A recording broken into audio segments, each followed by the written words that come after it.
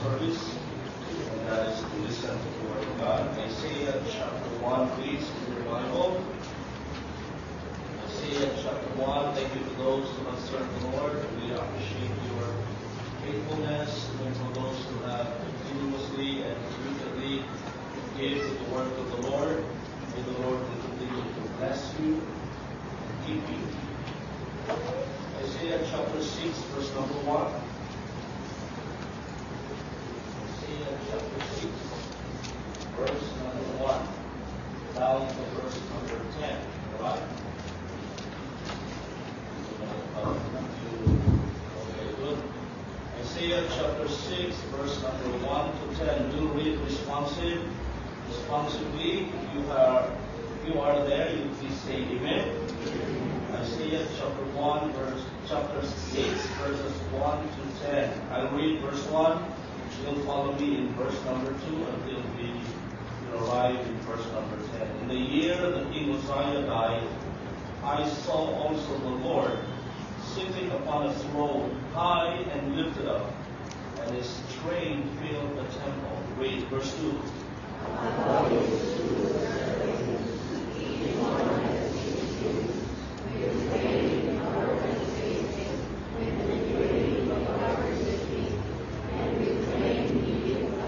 One cried one to another and said, Holy, holy, holy is the Lord of hosts.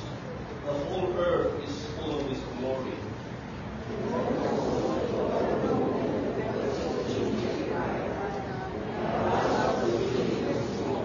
Verse 5 then said I, Woe is me, for I am undone, because I am a man of unclean lips, and I dwell in the midst of the people of unclean lips, for mine eyes have seen the King, the Lord of hosts.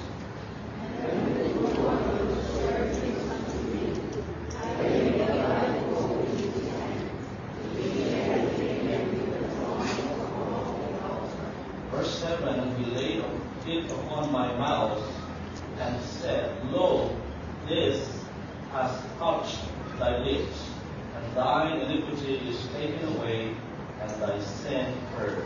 Verse 8.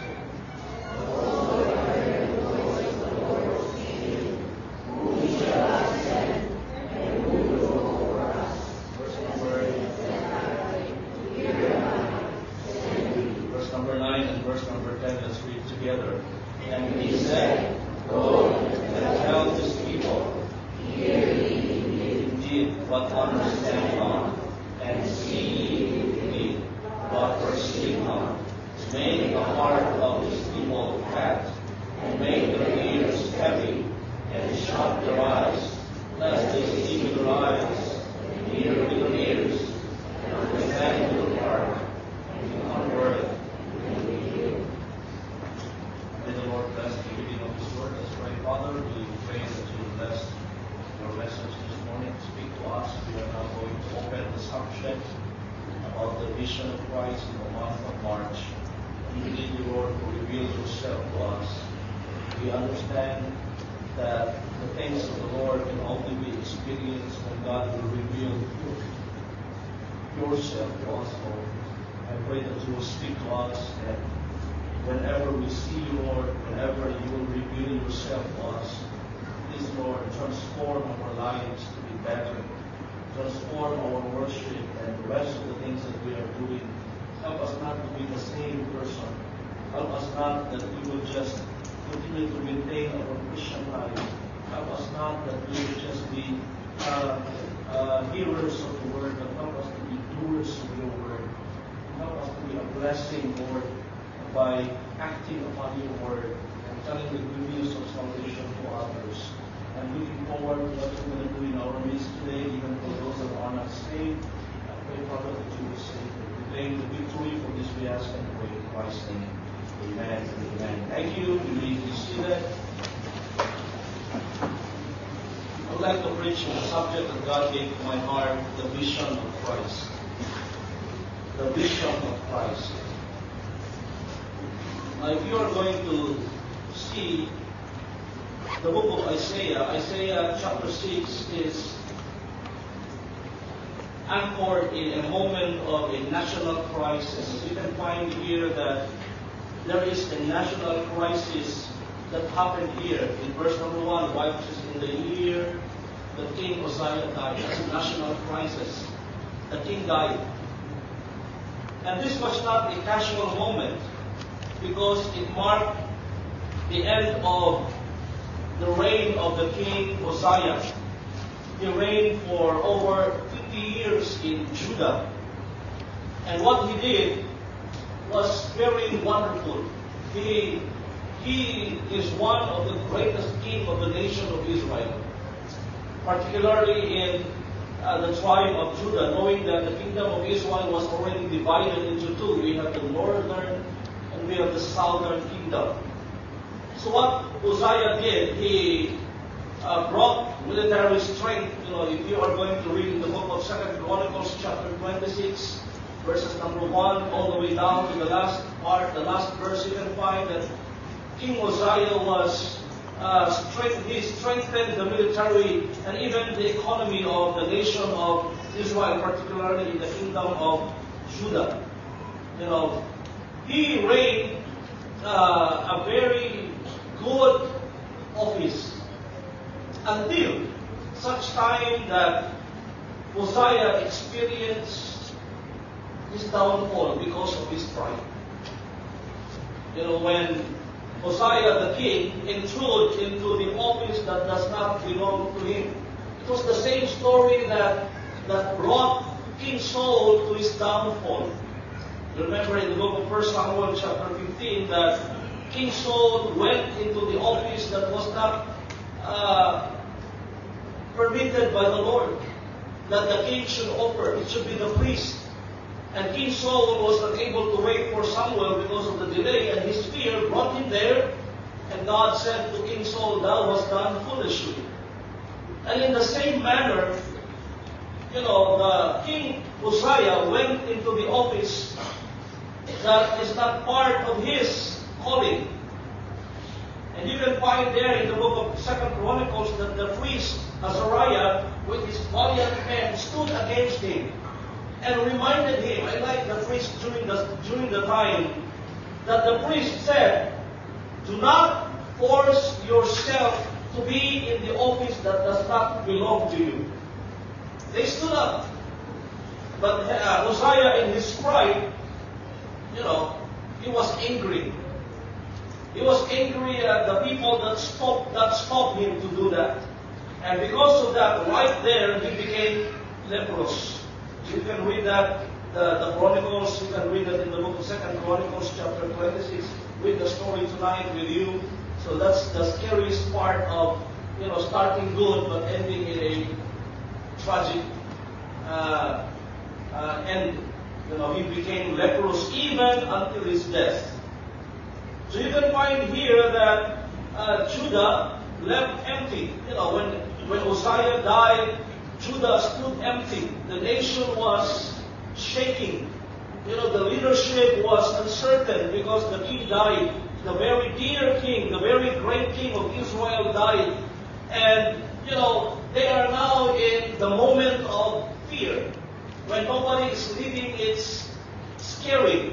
Security collapsed because they have no more commander-in-chief. The king died.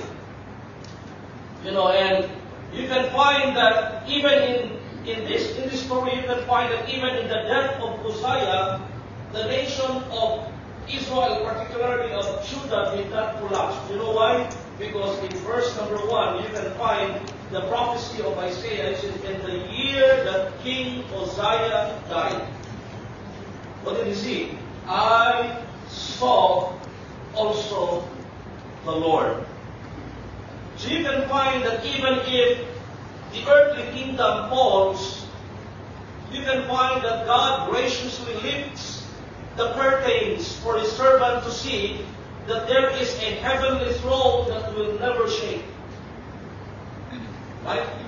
Here in this verse, you can find that the prophet Isaiah saw greater than the mourning of the nation of Israel, greater than the sadness, greater than the loss of the king Uzziah, which is the throne of God.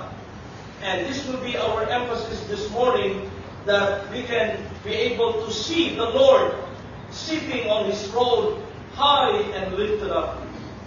Now, the spiritual climate of Judah in this particular time, you can see that even though Judah had a great king, yet Judah maintained an outward religious activity. I hope that we can find it in ourselves.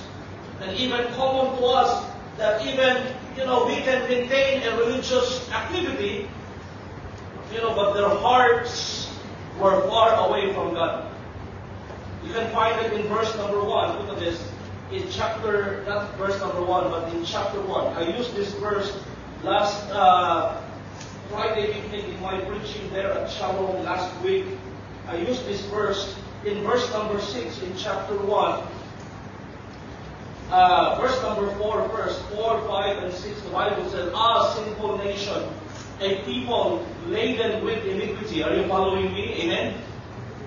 Isaiah chapter 1, verse number 4, all the way to verse number 6. A sinful nation, a people laden with iniquity, a seed of evildoers, children that are corrupters. They have forsaken the Lord. They have provoked the Holy One of Israel unto anger. They are gone away what?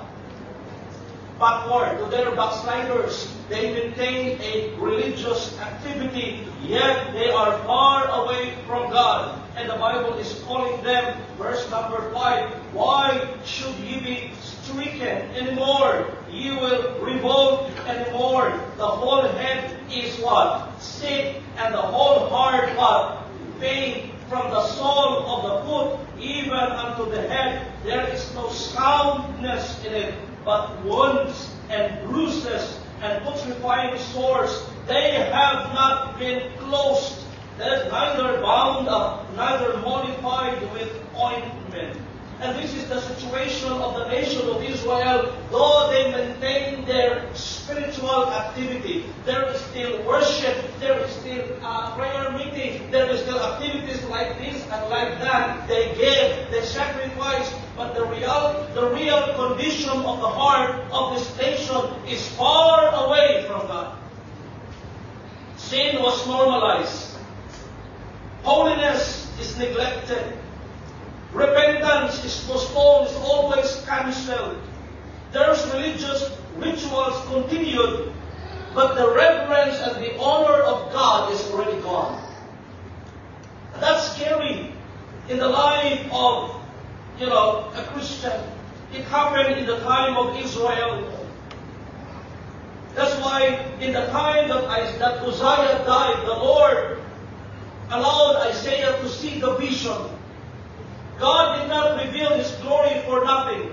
He revealed it against the backdrop of human sinfulness in the time that the nation of Israel backslid away from the Lord. God allowed Isaiah to see the vision of God so that His holiness will shine brightly. And it's the same thing in our moments, my dear brethren. You can find that Isaiah chapter 6 are being used to remind us about a prophet that responded to the call of God. There is a common verse that said, whom shall I send? I have heard this message all times. Who will go for us?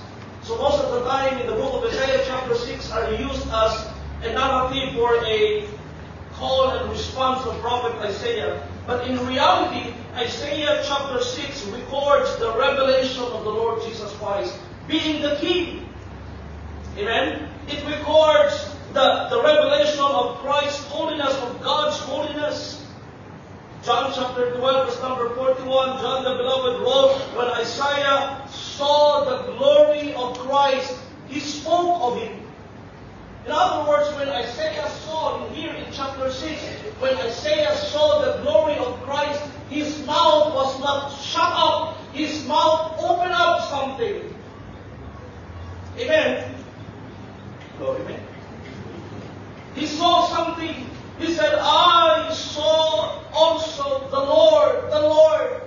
While there was a mourning, while there was weeping of a great king, the loss of the nation of Israel, of the kingdom of Judah, when were grieving, they were sad, but hey, God was not disturbed in the grief of the nation of the kingdom of Judah, but the Lord revealed himself, and Isaiah saw it and opened his mouth. I saw the Lord.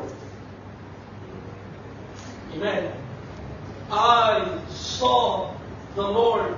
It was not an abstract deity, but a manifestation of the pre-incarnate Son of God, the Lord Jesus Christ. His holiness and His sovereignty was manifested when He manifested Himself.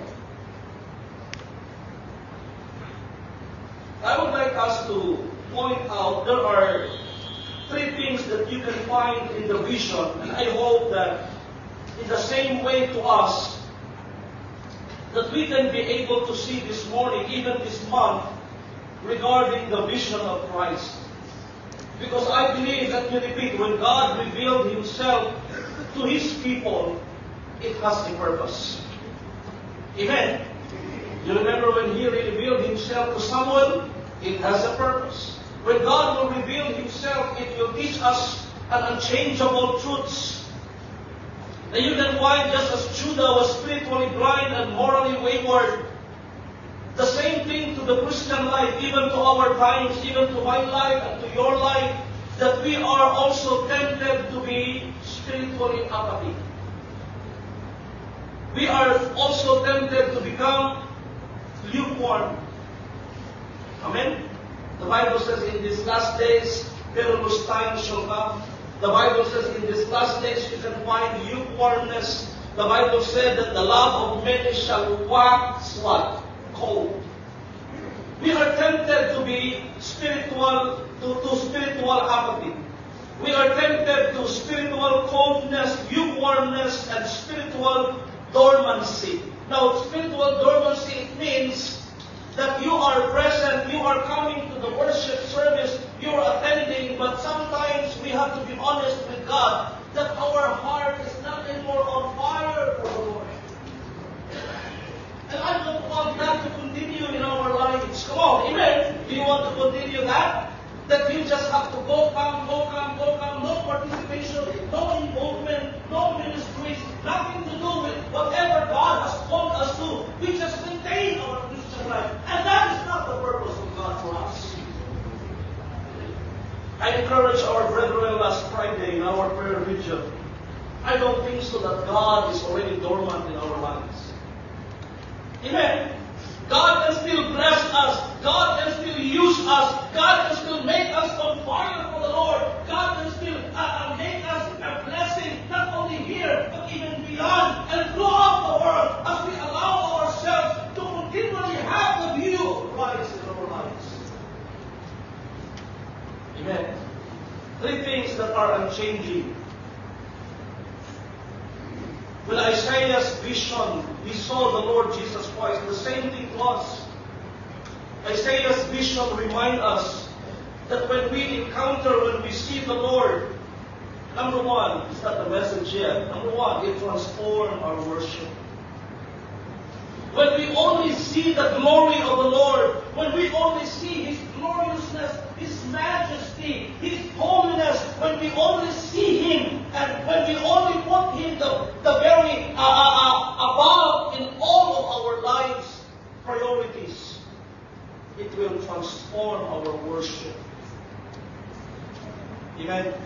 Our worship will never be the same. The way we sing, the truths are coming and flowing. Come on, amen. Amen. Are you with me? You may come from Lotuna, it's like attending school. I don't think so that coming to church service is like attending school. It's better than that. It's beyond that. Because the school will educate you, will inform you. But when you come to the house of God, when you worship the Lord, the Word of God will not just inform us, but it will transform us. Amen. It will transform our worship when we see His glory. Not only that, it will transform our hearts. It will transform our hearts. There will be sensitivity to sin. There will be sensitivity to the leading of the Holy Spirit. Amen. There will always be a sensitivity to what you can get outside. Amen. And I am telling our boys who are living in our church property, and I told each and everyone, including myself, living in this property is not an ordinary thing. That's why be careful of getting something outside and bring it here. No, you can't you smoke, you go around all with a hidden line, then you practice this, that, and you start from house from God, then you come up, what? Big plan?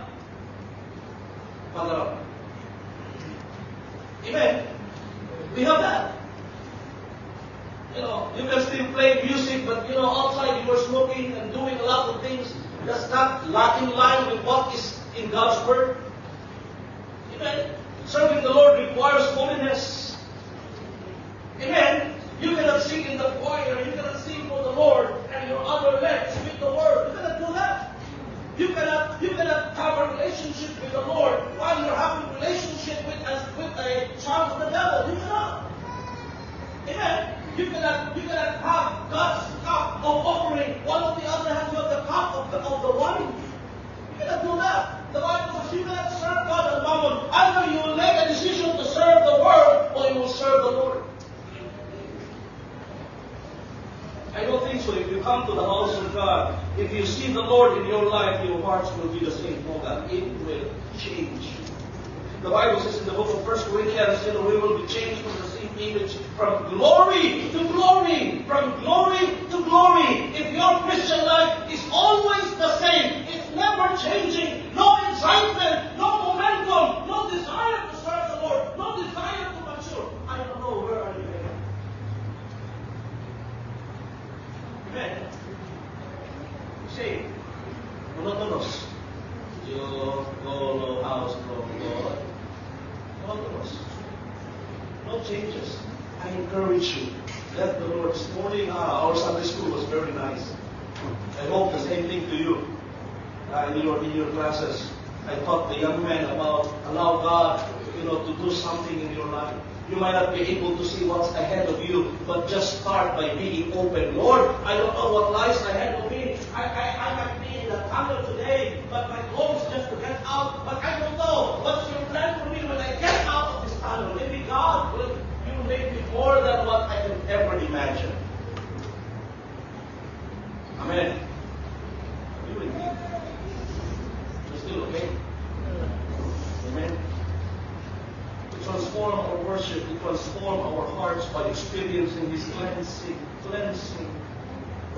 And lastly, it transform our lives by obeying to His call. You can find here Isaiah was totally changed, 180 degrees, not 360. What's the difference between 360? You just turn and then come up the same man again. 180. Amen? 180. Are you big? Tanim back, but tanim belly. That's the difference between tanim back. Tanim belly is what? Changing the hearts from within, repentance toward God, and faith toward our Lord Jesus Christ. I have 3 points this morning that I would like to share. I hope I can be able to finish this. Number 1, in the vision of Christ, Isaiah saw Christ crowned glory. Isaiah saw Christ crowned glory. In verse number 1, go back to our text, please. Are you with me? Amen? Amen. At times, you enjoy the service. Amen. Respond to God's word. Amen. That's correct. Amen. That's not a good response. Respond to the message by saying amen. That is more biblical, isn't it? It's not biblical. You ask the lizard. Amen? Say amen. That's the Bible way. Isaiah chapter 6, verse number 1. Look at this. In the year that King Uzziah died, I saw also the Lord sitting upon His throne. Can you imagine that clear, very clear vision? It was not foggy. It was not obscure vision. It was a clear vision. I saw also the Lord. Can you imagine when you got saved, everything was clear, right? You know you are a sinner. Come on, amen. You know that you are bound for hell eternally. You are lost forever in hell. You have no hope. But when you have seen, when you saw what the Lord did for you on the cross, it's very clear that you saw Him dying for your sin. You saw Him. He was shedding His blood. You saw Him nailed on the cross. You were not there when that event took place. But because of the Word of God and because of the Holy Spirit revealing the things of Christ into your heart, into your life, it was all clear. That's why you can say, by the grace of God, I am saved forevermore. Isaiah saw the Lord sitting upon His throne, high and lifted up. And the Bible said that His train filled the temple. You can find it in His crown glory. You can find a magnificent throne. In verse number 1, He saw a throne. He saw a throne.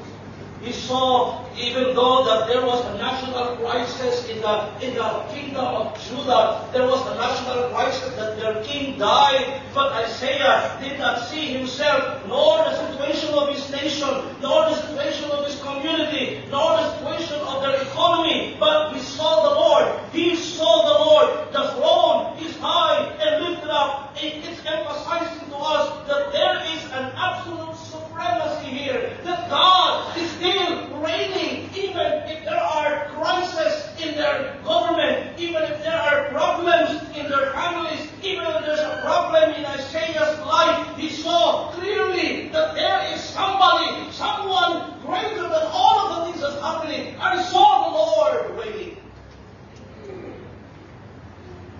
The throne was never affected with all of the problems that surrounds him. Can you imagine that? This is supremacy. Lord, if every one of us here, no matter how strong you are, you will really cry. Come on, come on. Come on, amen. Even if you are muscle man, you cannot cry. You look from the situation, why you cry? Why you cry? You will not be any more ashamed. Amen. Whoever is looking at you, because your emotion, your heart is touched. But hey, listen here. In our text, the Lord God was never affected. There is a magnificent throne. There is somebody who is sitting on the throne that speaks of His position being absolute supreme. The sovereign Lord. He saw the Lord. He said, I saw the Lord. I saw the Lord, the throne, high and lifted up, and His train filled the temple. Even though the Uzziah died, but Uzziah's death was hidden in the corner when God's glory was manifested. Now what's the point in here? Now in our worship, when you see the Lord, when you see our God, our worship is never anchored in circumstances. Come on, amen. Our worship, our heart is never affected with whatever circumstances we have. Whether we have this problem, whether we have this shortage of our economy. But if you have seen the Lord, must know this love. I must worship the King. I'm not doing that because you got the idea. If He said, you cannot erase, we are born to Him. Come on, amen. We are born to problems. Our worship must never be anchored to any circumstances in this world. Even when leaders fail, when economies collapse, even our future seem uncertain. Hey, listen, Christ must remain in His throne, and Christ's supremacy must be lifted up. He's above. He's worthy. He's worthy of all. I don't have money. Christ is there. He's worthy. Amen. I have this problem. It's okay. Christ is there. He's worthy. He's worthy. He's worthy of all. No other worthy than the Lord Jesus Christ. Christ must remain enthroned. Do not put Him off His throne.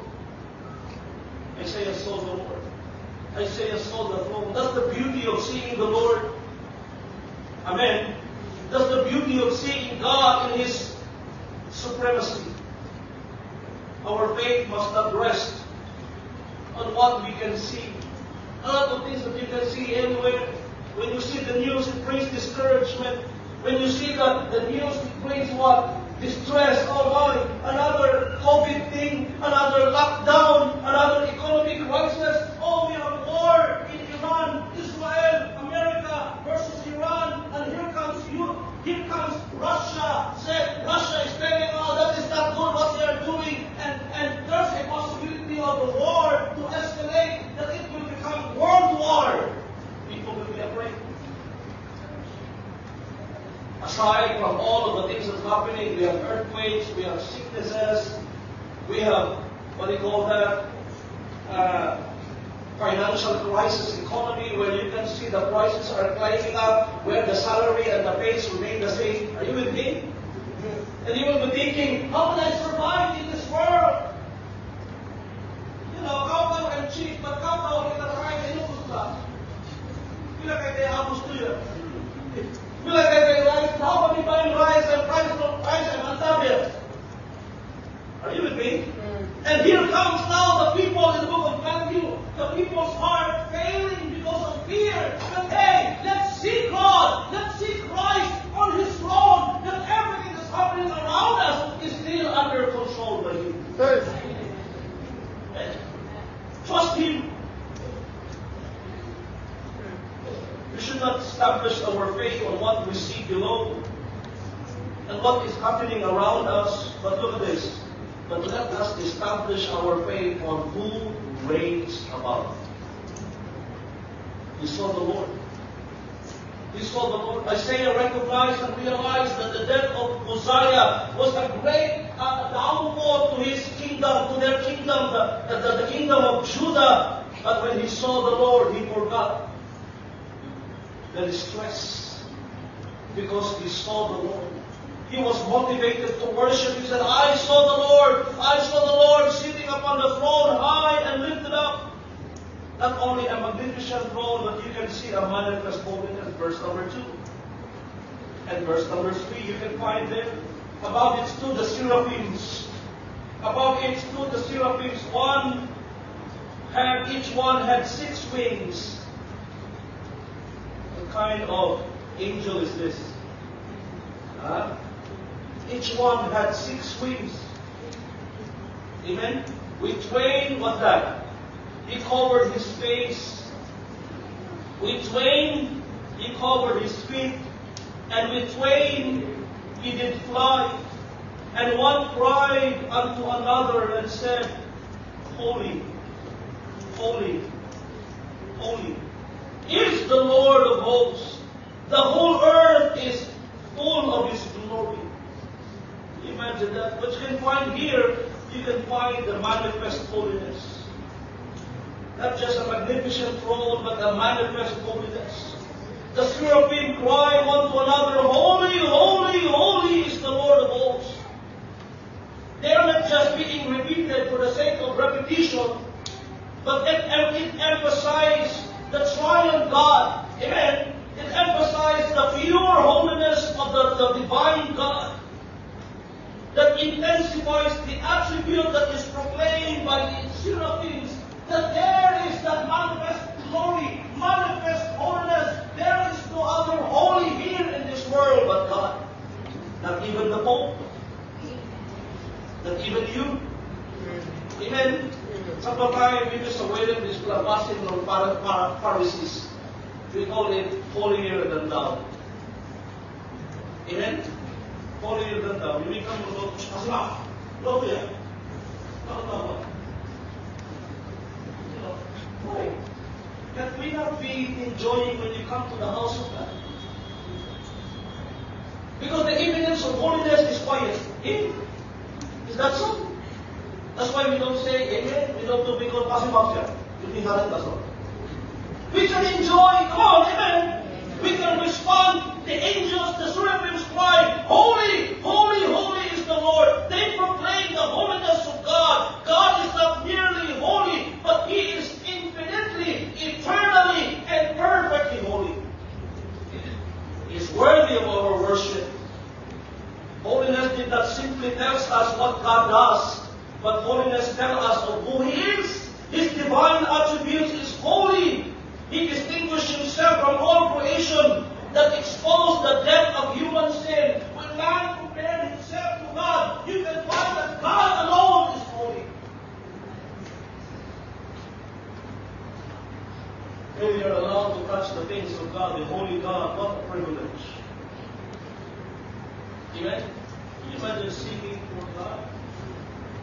The one that is worthy of our song is a holy God. Preaching for a holy God. Worshipping the holy God. Giving for the holy God. Worthy of all. Amen. Now you can find that the Apostle Peter echoed the same words. He said, be holy. For the one that hath called you is holy, so be holy in all manner of conversation. As it is written, be holy, for I am holy. Amen. In Revelation, it's the same word that echoed in Revelation chapter 4, verse number 8, holy. And the four beasts that had each of them 6 wings about him, and they were full of eyes within, and they rest day nor night, saying, Holy, holy, holy, Lord God Almighty, which was and is to come. Holy, holy, holy. That will never change.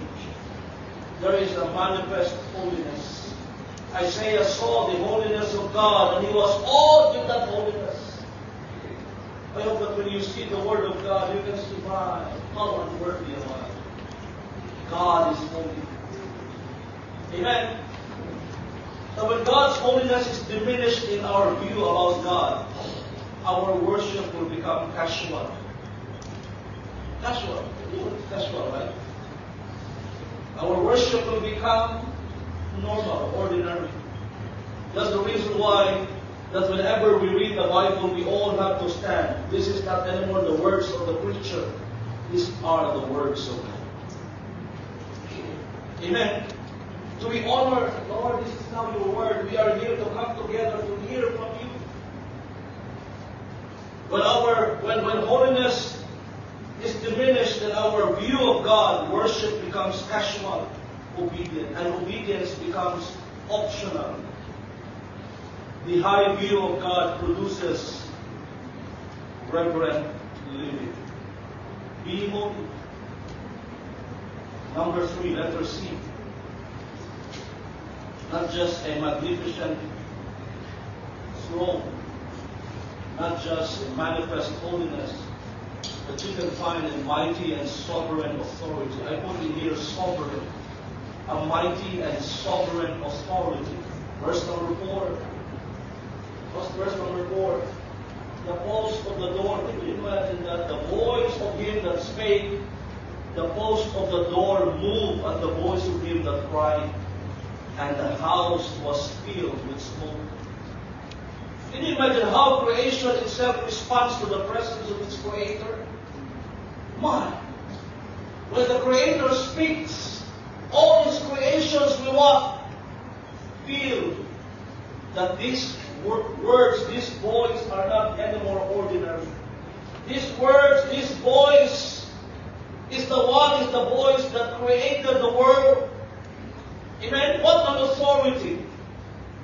Amen? That when God speaks, the Bible said, the post of the door moved at the voice of him that cried, and the house was filled with smoke. This tells us that God is still in control of everything. Amen? That even the parliament people will obey His voice. Even the greatest man in the world must submit to His authority, because He is in control of everything. What an authority. I remember the time when the devils were in, the man that was possessed with the devil. Can you imagine that? When Christ was there, all the demons bowed down to Him and said, torment us not. What have we to do with thee, Jesus, thou Son of God? Torment us not. Can you imagine? That's why the authority of God is very important, that we, all of us, must understand man's authority. All of the authority that man is holding now comes from God. Amen? So a man will never boast, me rich man. It's scary, huh? When you say to the pastor, to the church, to the people of God, I am the greatest here. That's scary. God will put you down. Amen? I remember Herod when he spoke, when he received the praise, that he, as if they heard the voice of God. Right there, he was eaten by worms. There's no greater authority than God's authority. In other words, submission to Christ's authority is not a bondage, but it's a blessing that you are submitting to Him and said, Lord, what will Thou have me to do? That's why when Christians, when we begin to see the Lord, it will help us to understand His Lordship. And to resist Him is a very big damage against us. Amen? But to surrender to Him is life. To go against Him is a big damage. The Bible says it's a fearful thing to fall into the hands of the living God. But to surrender to His will is life. Amen? You want life? Surrender to Him.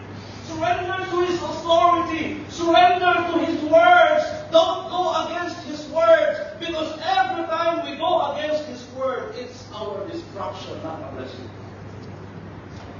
Those people who have disobeyed God's word tasted that His words are true. A lot of areas of our lives, if we don't listen to God, like for example, marriage, you don't listen to God's authority. God said, come out from among them and be separate, saith the Lord, and touch not the unclean thing. And then God said, be not unequally yoked together with unbeliever, that still you big head, but you may still tell not no more. Papa God, we know about you. We like it this family. We like it this mama. You just got it from God. They'll have from God, come with you. You will reap the consequence. It's always good. It's always best to follow God's authority, because submitting ourselves to His authority is life. Amen. Are you with me? So we have no blessing if we disobey Him. Deuteronomy chapter 28, in the nation of Israel, it was written that when they disobeyed, curse of God will follow them and overtake them. You think a Muslim police right us out by making roadblock? Even curses of God will overtake. God already warned the nation of Israel that when you go against God's authority, there's always a danger there. But if you follow God's way, there's blessing. The Bible says, blessing if you obey, but curse if you will not obey. Open your Bible there, please. Deuteronomy chapter 28. You stop what I mean, amen? We give warning to our children, even to ourselves. Let us be careful of acknowledging God's authority. Amen?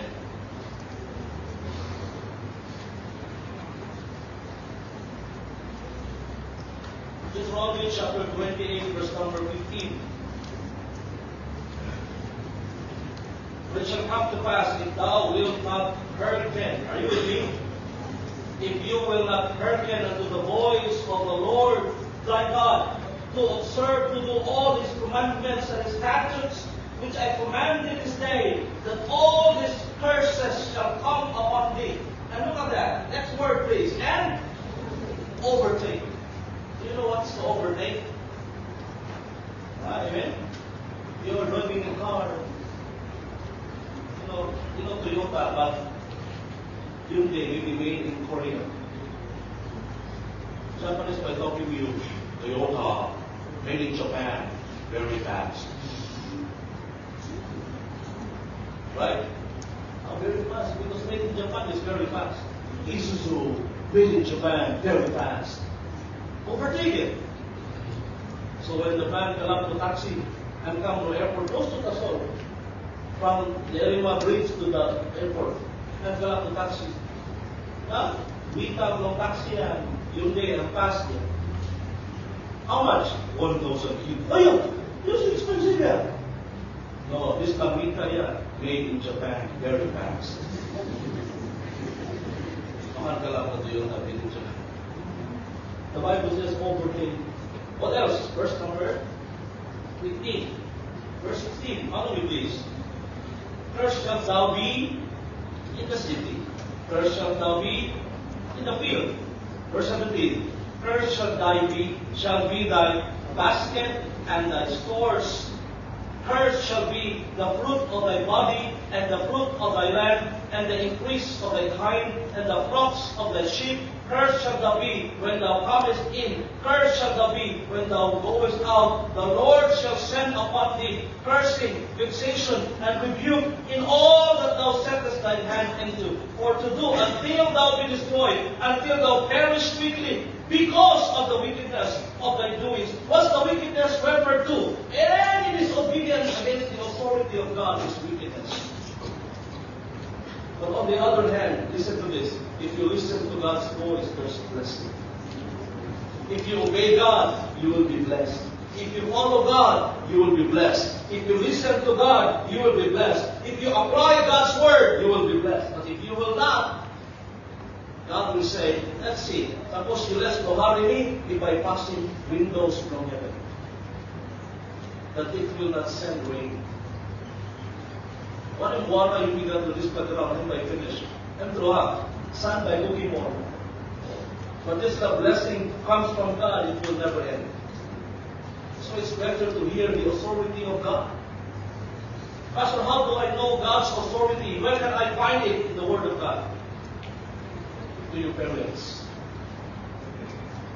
These parents of ours, no matter what's the educational attainment of your parents, because they are your parents, they are the God-given authority over you. Listen to them. What is saying? Amen. Listen to them. We have parental authority. We have pastoral authority that God has given to us to guard us. Listen to them. They will help you to be a blessing. Number 2. Are we still right? Number 2. What's number 1 again? You can find Christ from Isaiah saw the Lord. Number 2. When he saw Christ, he saw not only the crown glory, but he also saw Christ's cleansing grace. Verse number 5. Verse number 5. Did you stop yet? Isaiah chapter 6, verse number 5. After he saw the Lord, the sovereignty of the Lord, the supremacy of the Lord, the holiness of the Lord, then it resulted of seeing himself. What's that? Verse number 5. Then said I. What did he say? Woe is me. That's a heart that is, converted and corrected by God. The vision of Christ brought him to see himself worthless, to see himself nothing. It did not create something that made him proud. That's why when you see some people say, I have seen the Lord, that's why I'm the best. That's not the Lord who manifested himself to that person. He did not say, wow is me. Are you with me? Making a joke, you're still not smiling. He did not say, wow is me. No, he said, woe is me. Wow is me. He said, I'm the best. I'm the great. You are all nothing. I'm the forgot. Wow, but woe is me. Woe speaks of a word that is what? Curse. Woe speaks of a word that is what? I am nothing. I'm empty. He was not bragging of himself, but Isaiah saw the condition of his own life. He said, and then said I, woe is me, for I am undone. He was not bragging that, oh, my, I'm the only one that has seen the Lord here. Hey, Amen, you are nothing. I'm the only one that God has spoken to. I mean, you guys are all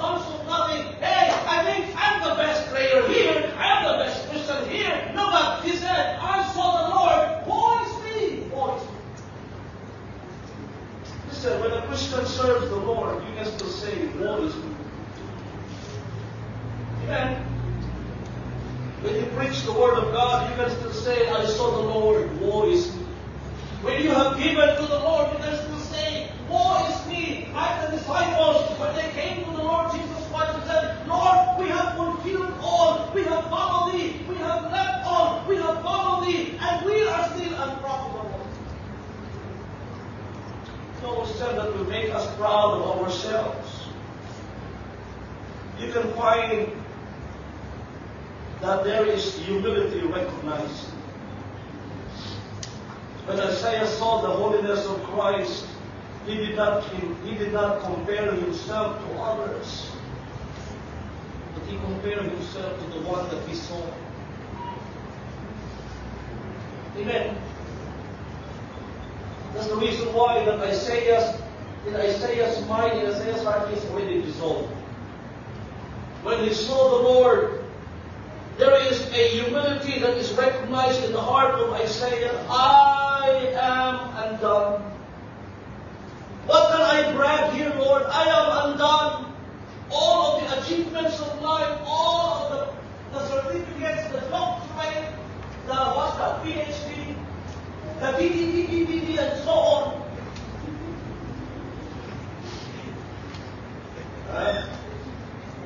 Can you imagine a friend of mine will call himself phenomenal dumbness? He received PhD. Best doctor of mathematics in the University of the Philippines. He's a good friend of mine. He already died. When he got saved, he said, before I came to know the Lord, I was so proud of myself.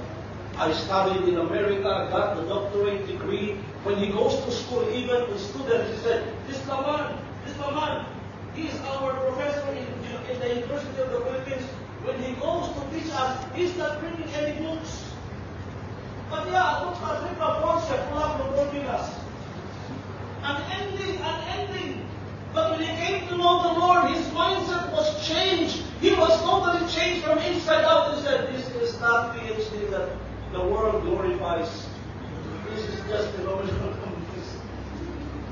He already passed on. He died the other 2 years ago.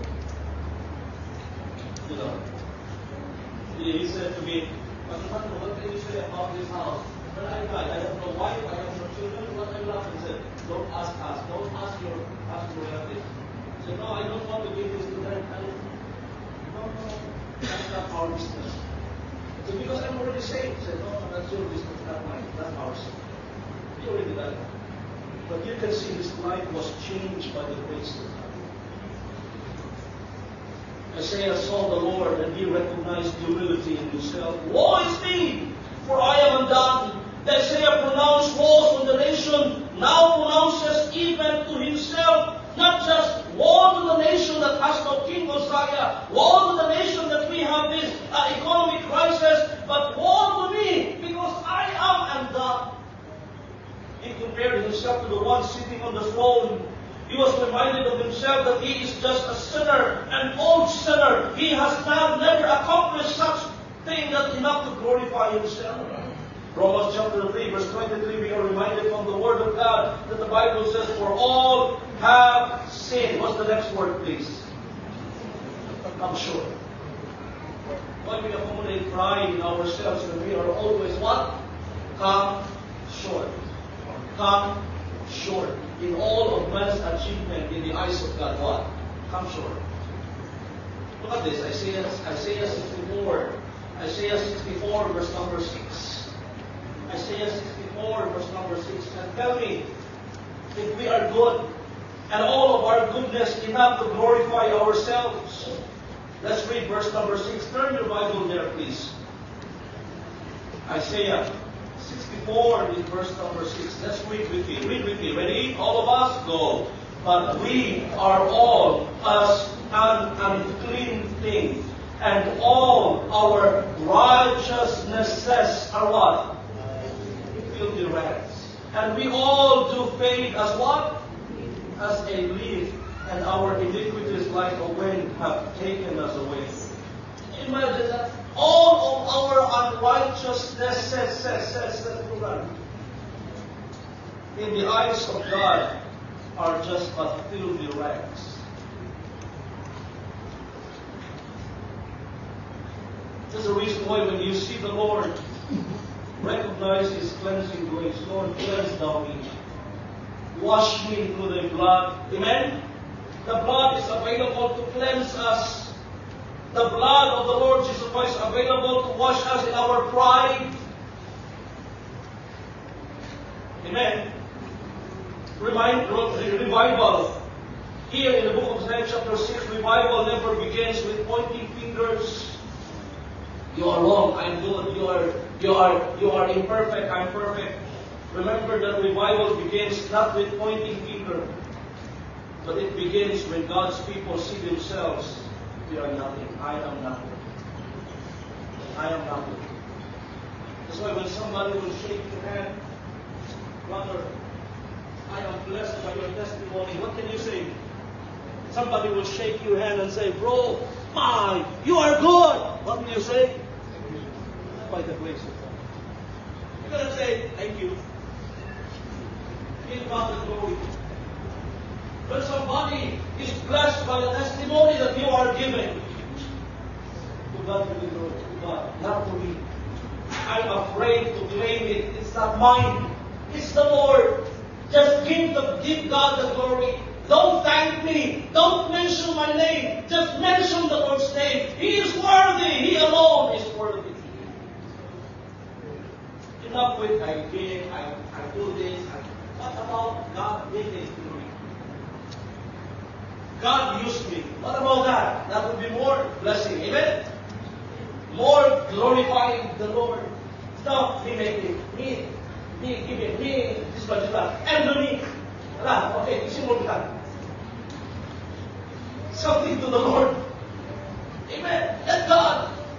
When Isaiah saw the Lord, he humbled himself. There's humility recognized. Number 2, there's healing applied. He saw himself as unworthy before the Lord. In verse number 6, in verse number 7, you can find that Isaiah not only see himself, but he saw, look at this, verse number 5 and 6 and 7. Woe is me, for I am undone, and I am a man of unclean lips. I dwell in the midst of the people of unclean lips, for my eyes have seen the King, the Lord of hosts. Verse 6, then flew one of the seraphims unto me, having a live coal in his hand, which he had taken with the tongs from off the altar. And he said, and he laid it upon my mouth, and said, Lo, this hath touched thy lips. Look at that. And thine iniquity is taken away, and thy sin is purged. There is a healing. I like the grace of God. When you see your unworthiness, when you see your undeservingness, I would say, God's grace will heal you. Amen. There's healing. God's grace will come to you as a medicine. That's the reason why Christian life, in all of our achievements, in all of our downfall, we continue because of the grace of God. Paul said, I am what I am by the grace of God. There's always grace. Grace will never be absent in the need, in the time that the Christian needs it. It's always there. If you are angry, find grace. Lord, I'm angry at this moment. Give me grace. Because if there's no grace, you will find disgrace.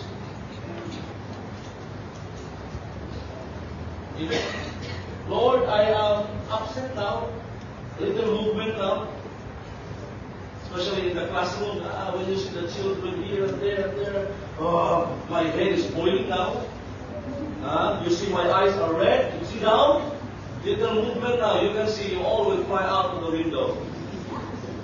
If you will say, Lord, give grace. Amen. In your workplace, there's always grace. In serving the Lord, there is a healing grace. Pastor, what about our failure? There's always grace.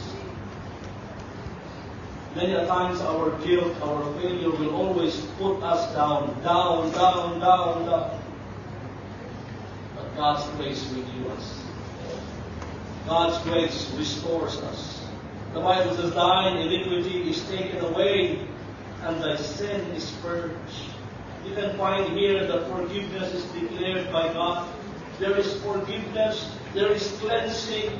He did not earn forgiveness, but it was declared by God. The same thing that the Bible is teaching us, that when you go to heaven, it's not because you've accomplished this, you've earned this. That's why heaven is not to be gained. Salvation is not to be earned, it's to be received by faith in Christ. If you are not sure of your salvation, come to Jesus and be saved. Amen? If you are not sure of your life in the Lord, come and be saved. You will be saved. You'll be forgiven. Amen? The grace will be there to save you, to help you. And you can find lastly, we'll continue on Wednesday, holiness of you. You can find the holiness of God was communed to the prophet Isaiah. Let's open to the last part here, Isaiah chapter 6, verse number 8. And also I heard the voice. Now, in verse number 1, you can find that I saw the Lord. I saw the Lord. And then in verse number 3, one cried to another, the angels. He heard the angels. But in verse number 8, look at this. I did not just see the Lord, but look at that. I heard the voice of the Lord. God communed to him. And I like it, you know. After God will manifest himself to you and to me, God will commune himself to you and will speak to you. And I like that. That even in this last time, we may not hear God's audible voice. Come on, do it. We cannot hear God's audible voice speaking to you, but we can hear Him in the morning when we read His words. God will commune, with a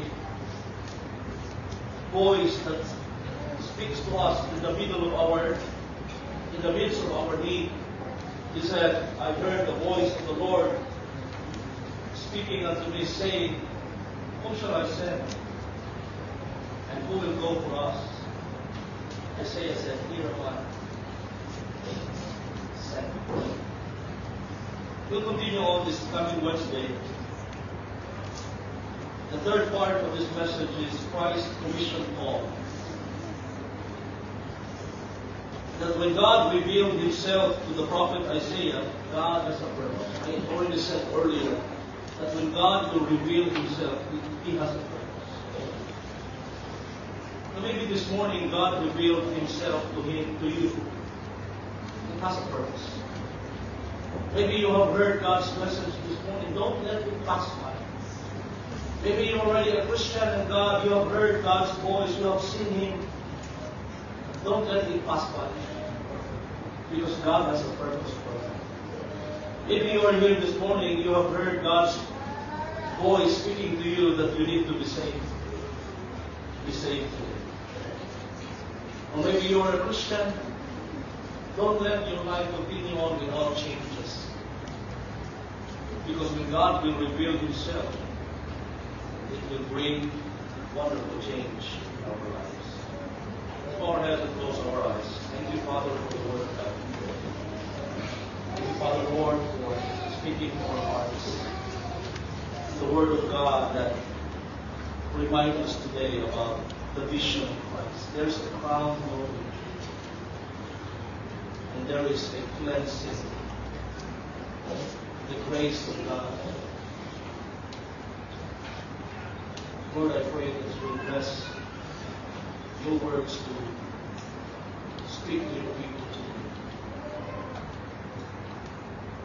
That we will submit to your calling, to your purpose in our lives. Whatever that be, I pray that your will be done in our midst this morning. Pray, Lord, that you will call people to surrender to your purpose. As we go and give your invitation to Father, I pray that you will be the one to guide.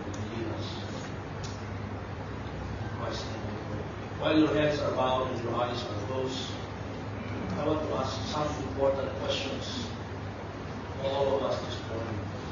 Question number one, maybe you are here, you are not yet saved. You know you are not saved. You know you are lost. Why not come to Jesus this morning to be saved? Why not ask Him to forgive you of all your sin and save you? Why not humble yourself this morning and trust Him as your personal Savior? Will you be the one? Pastor, please pray for me. I want to be saved.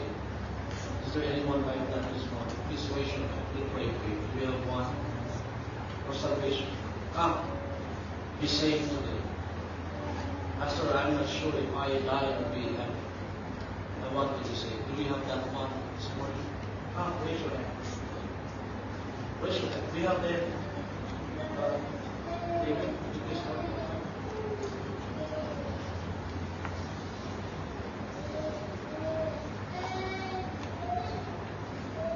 For salvation. Maybe you are here, you are not yet saved. Come, be saved. Pastor, please pray with me. Be like running with. Be like kissing Jesus inside the fire. Is that not a problem? Inside already? Pastor, be like running with. Be like putting millions of me inside of Jesus. You got one of that? Not a problem? Oh, don't be ashamed. Don't bargain your eternal destiny. If you are not yet saved, today you will never be saved when you die. The Bible said, and as it is appointed unto men once to die after this judgment. Be saved today, or be lost forever. Do we have for salvation? Question number two, Pastor, I'm already saved. I want to follow the Lord in baptism. I want to follow the Lord. Do we have for baptism?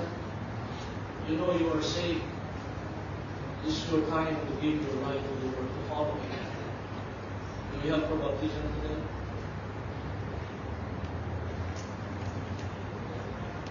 Question number three, how are you going to respond to the message this morning? Do you want your life to be the same all the time? No movement, no excitement, no involvement? Why not come? Respond to the message. Amen. God bless you. Lord, I don't want my life to be the same.